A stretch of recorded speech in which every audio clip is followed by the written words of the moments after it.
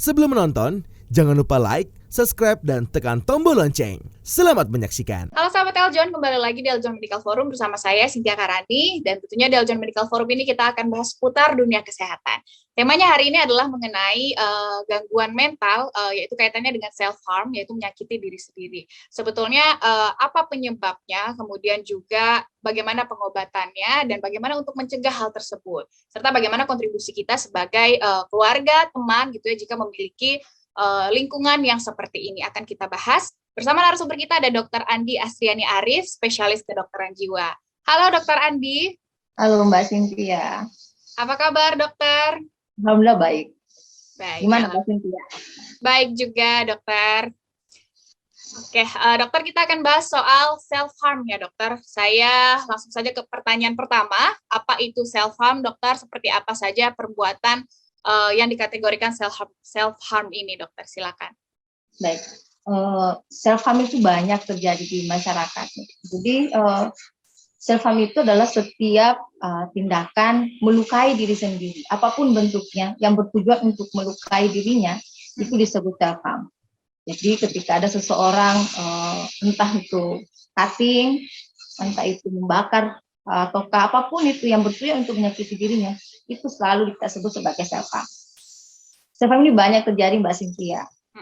Usianya tidak jarang orang ke psikiater itu keluhannya itu adalah dengan self-harm. Oke. Jadi memang kaitannya dengan menyakiti diri ya dokter ya, dengan berbagai bentuk tadi yang sudah dokter sebutkan. Apa dokter penyebabnya sampai orang ingin melakukan perbuatan self-harm ini dok? Nah, kalau untuk penyebabnya banyak ya. Kebanyakan orang melakukan self-harm itu ketika dia merasa ada sesuatu ya, itu kan self-harm itu adalah coping sebenarnya, cuman sifatnya destruktif, merusak diri. Itu adalah cara seseorang untuk deal dengan apa yang dirasakan, dengan stresornya, dengan hal-hal yang membuat dia tertekan. Tetapi sifatnya merusak diri sendiri. Nah, penyebabnya apa aja? Ada banyak penyebabnya. Bisa karena gangguan, banyakannya itu gangguan mental Mbak Cynthia. Gangguan mental, entah itu depresi, entah itu bipolar, gangguan cemas, atau paling banyaknya itu pada gangguan kepribadian ambang, borderline personality disorder. Kemudian bisa juga pada orang-orang dengan riwayat abuse, bullying, kayak gitu. Tidak sedikit mereka yang melakukan self-harm, itu ketika kita tanya ternyata mereka ada riwayat bullying, entah itu di sekolah, ataupun di rumah, karena kadang di rumah pun bisa saja terjadi bullying oleh yang dilakukan oleh keluarga mungkin, seperti itu Mbak Cynthia.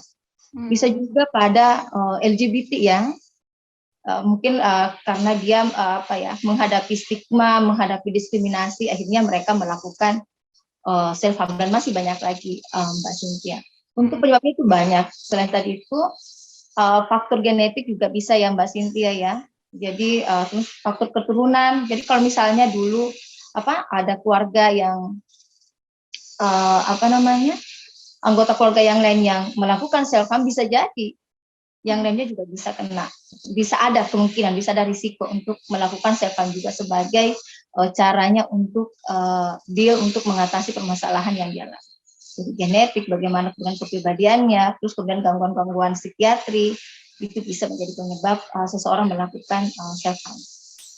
Oke, berarti seperti reaksi dari beberapa gangguan yang tadi ya dokter ya, bipolar, kemudian juga gangguan cemas, traumatik, atau korban bullying. Apakah ada kaitannya juga dokter selain dengan tadi penyebabnya adalah faktor genetik dokter? Apakah kaitannya juga dengan struktur otak dokter?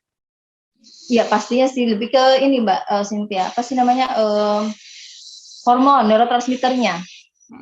Itu ada namanya neurotransmitter monoamin ya. Jadi ketika kadar itu tidak seimbang di dalam tubuh kita, maka itu bisa memicu seseorang untuk menjadi faktor risiko. Tidak selalu sih, tapi bisa menjadi faktor risiko untuk seseorang melakukan self-harm tadi, Mbak Cynthia. Tidak pernah sebenarnya cuma satu faktor aja, ini multifaktor.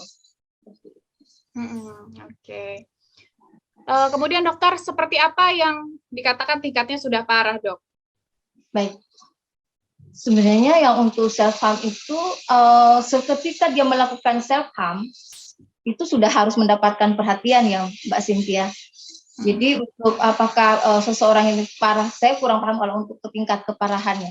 Tapi semakin sering dia melakukan self harm, maka harusnya dia sudah harus segera mendapatkan pertolongan. Jadi kita lihat seberapa sering intensitasnya dia melakukan self harm. Self harm itu adalah suatu kegawat daruratan menurut saya karena itu akan mengancam nyawa. Kayak kalau misalnya dia caranya biasa kan tidak terlalu, tapi kita kan nggak tahu ya bagaimana dia caranya melakukan self harm itu. Kalau misalnya dia contoh kecilnya adalah cutting, ketika dia cuttingnya mungkin cuma superficialnya saja, ya oke lah mungkin tidak terlalu. Tapi bagaimana kalau dia melakukannya karena tidak sadar bahwa caranya itu sudah terlalu dalam, itu kan bisa mengancam nyawa dan itu harus segera mendapatkan pertolongan. Jadi kalau untuk tingkat keparahan, semua orang yang melakukan self harm apalagi dengan intensitas yang cukup tinggi, menurut saya itu sudah sesuatu yang parah dan harus mendapatkan perawatan penanganan dari psikiatri.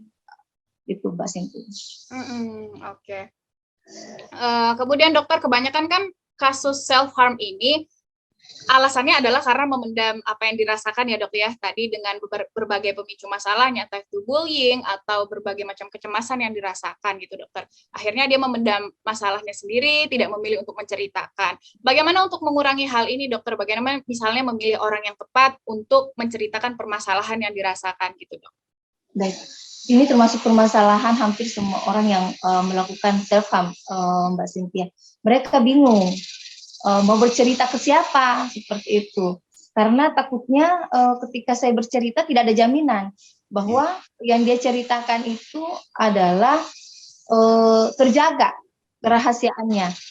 Jadi kalau saya lebih minta bahwa cari teman yang kira-kira teman atau keluarga yang bisa kamu percaya. Kan setidaknya kalau teman dengan kita kan sudah cukup mengenal ya ke teman atau keluarga kita, sedikit banyak tahu kenal mereka bahwa oh ini orangnya cerewet nih, nggak bisa ngetip sesuatu.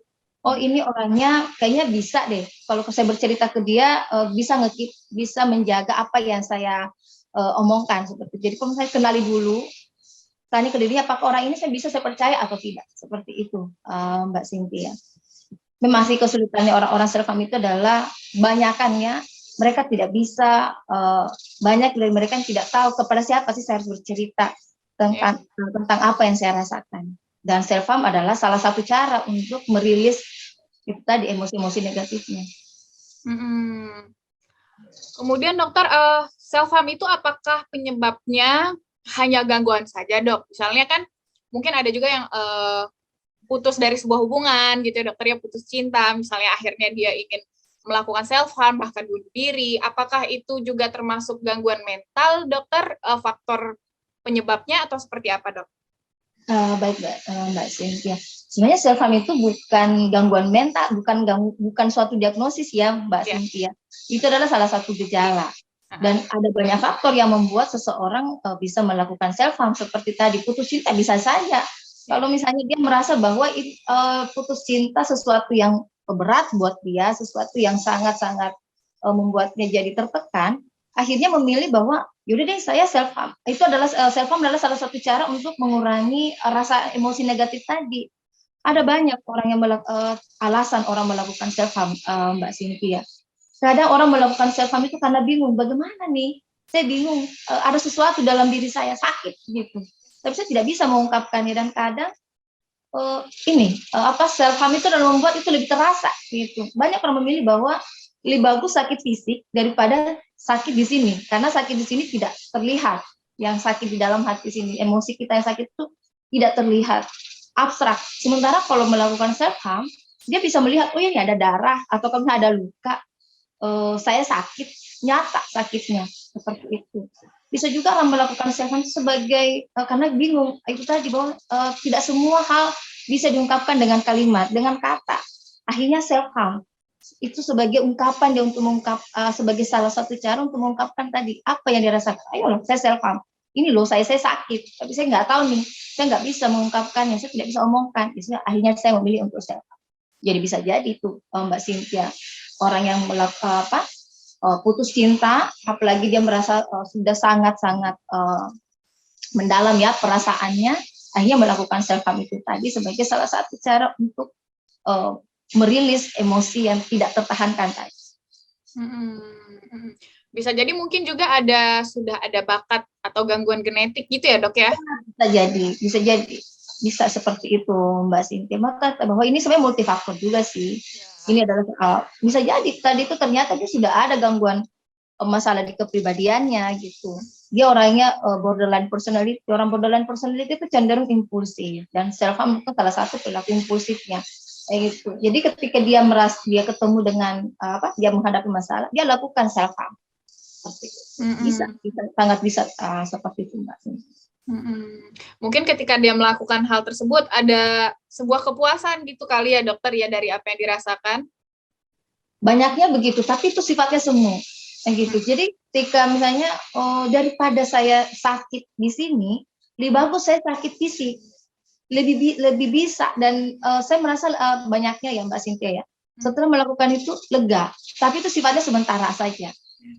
Sementara makanya tidak jarang pelaku-pelaku para yang melakukan self harm itu banyak yang berulang melakukannya. Kenapa? Karena self harm kemudian mungkin terilis sejenak, emosinya nggak lama kalau ada lagi emosi itu. Kenapa? Karena ini kan tidak ada solusi tadi, tidak ada solusi dari permasalahan yang dialami, jadi selalu ada di dalam dirinya. Makanya self harm sejenak, kemudian self harm, kemudian emosinya sejenak terilis, merasa lega, tidak lama karena tadi masih ada, akhirnya muncul lagi self harm lagi. Makanya tidak sedikit yang melakukan self harm berulang, bisa dalam 1 minggu bisa sampai berkali-kali, bisa hampir setiap hari melakukan self harm. Kenapa? Karena permasalahannya tidak pernah selesai. Makanya yang harus kita obatin adalah underlying disease-nya sebenarnya. Bagaimana apakah faktor masalah yang mendasari, bukan cuma apa yang membuat seseorang itu melakukan self harm. Itu yang harus kita tangani dengan baik. Karena self harm itu tadi, itu adalah gejala aja. Gejala dari, entah itu dari suatu gangguan psikiatri atau gangguan kepribadian, atau mungkin caranya dia untuk coping terhadap suatu permasalahan. Oke, jadi berbagai macam ya dokter ya faktor yang mendukung. Ada juga dokter ketika melihat kasus self harm gitu ya dokter ya di lingkungannya dia bilang kayak mencari perhatian aja nih dokter, gimana dokter menanggapinya dok? Betul, banyak orang yang berpikir bahwa dia mah cari perhatian aja, itu pengen diperhatikan kayak gitu, apa ya namanya itu ya kayak gitu. Saya jarang ya Mbak Sinti, tidak menutup kemungkinan mungkin ada yang melakukan hal itu untuk mencari perhatian supaya bisa mendapatkan apa yang dia inginkan, bisa saja, akan tetapi itu sangat kecil kemungkinannya. Karena yang banyak itu tadi, orang melakukan self harm itu karena ingin mengatasi sakit yang dia rasakan, dan mereka rata-rata tidak pengen tahu kalau mereka melakukan self harm. Jadi tidak jarang tuh kita lihat banyaknya ya orang melakukan self harm itu, kalau misalnya apalagi yang cutting, dia pasti tuh pakai baju yang panjang. Kenapa? Karena dia menutupi tuh yang sudah bekas sayatannya itu, bekas cuttingannya itu. Dia tidak ingin terlihat malah bahwa dia ternyata melakukan cutting. Jadi banyaknya itu nggak lihat nih saya melakukan cutting nih, saya melukai diri saya. Enggak seperti itu. Mereka malah biasanya silent, Mbak. Iya, kayak gitu. Mungkin dia akan ngomong sama 1-2 orang, tapi tidak pernah memberitahukan ke orang lain bahwa saya melakukan cutting ini.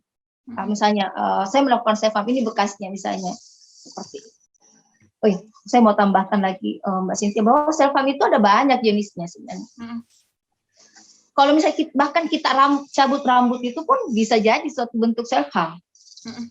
Apa sih, kayak ada orang yang suka ini kan bibirnya gitu sampai berdarah ya dokter, sampai berdarah kayak gitu, itu bisa menjadi salah satu bentuk self harm.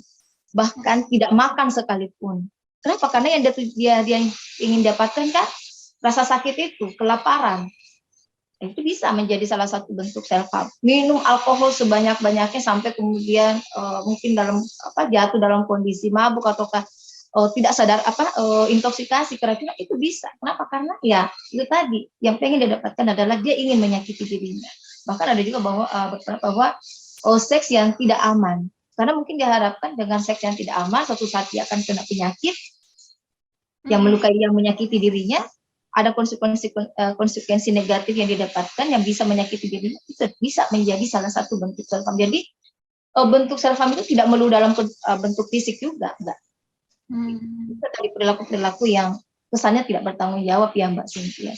Dan menyakiti diri sendiri gitu ya, Dok ya? Ya benar, yang menyakiti dirinya dan merugikan dirinya. Tapi dokter, kalau misalnya orang hanya melakukan sekali, itu apakah tanda-tandanya dia sudah mengarah kepada gangguan, dokter? Kalau cuma sekali gitu ya, beda mungkin dengan beberapa frekuensi yang berulang gitu, Dok. Kita harus lihat secara utuh ya Mbak Cynthia.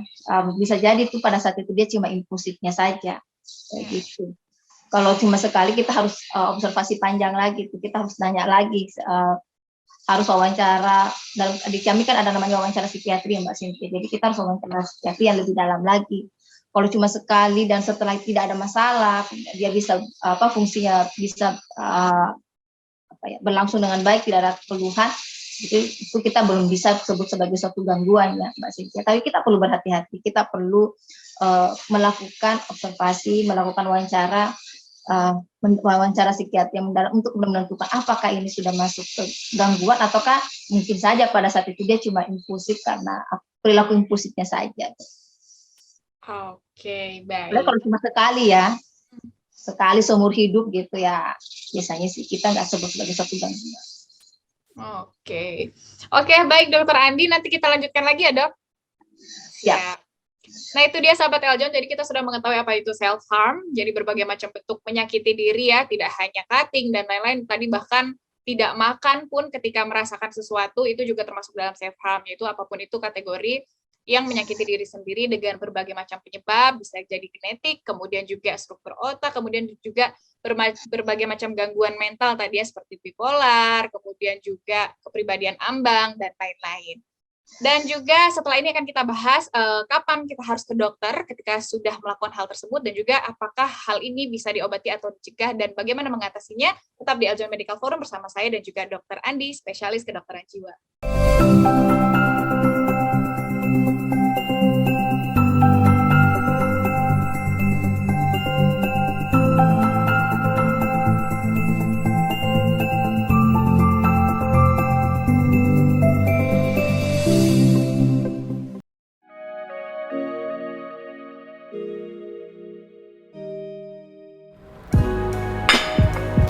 Hai, sudah nonton ya?